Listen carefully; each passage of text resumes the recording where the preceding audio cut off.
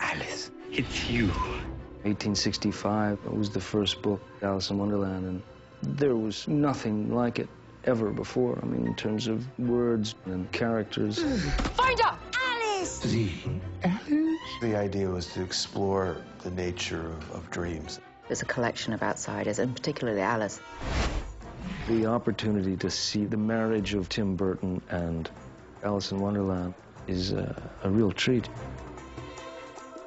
There's a lot of pressure in a way when you're playing such an iconic character. The hard thing is stripping away all the baggage that comes with her being Alice in Wonderland and just finding Alice.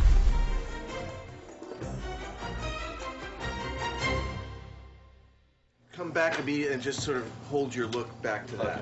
Yeah. One of the reasons why Alice and Tim are such a great match is because nothing is exactly as it seems in Wonderland. Nothing is entirely good or entirely bad.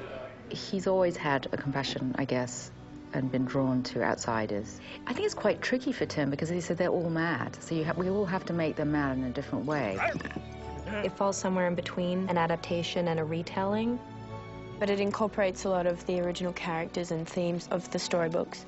A lot of the book is Alice trying to figure out who she isn't by process of elimination. In the Tim Burton Alice in Wonderland, Alice is trying to name who she is. The idea of Wonderland is kind of, in a surreal way, representative of some way, shape, or form issues that she's dealing with in her own life. I think I'm going mad.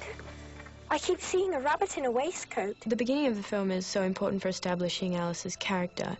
You know, it really has to set up a lot in such a short space of time of who she is before she goes to Wonderland. She's very close with her dad, who unfortunately dies, but obviously you don't get to see all that bit.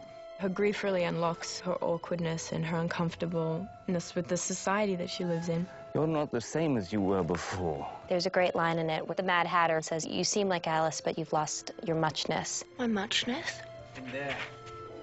Well, I think in the storybooks, Alice does have a lot of muchness. She's, she won't be told anything that, that doesn't sit well with her. And this story is her, finding her muchness again. When it comes to accessing what her character would be like, I can draw a lot from what I'm experiencing. As a teenager, society expects me to be an adult in certain ways that I'm uncomfortable with.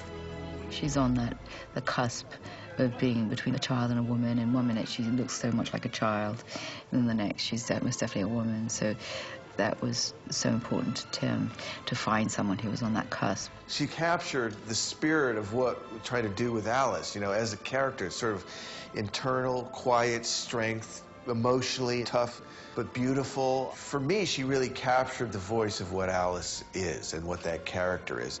Mia's not an obvious Alice at all, but at the same time, she's the only choice, really. She's just perfect for it.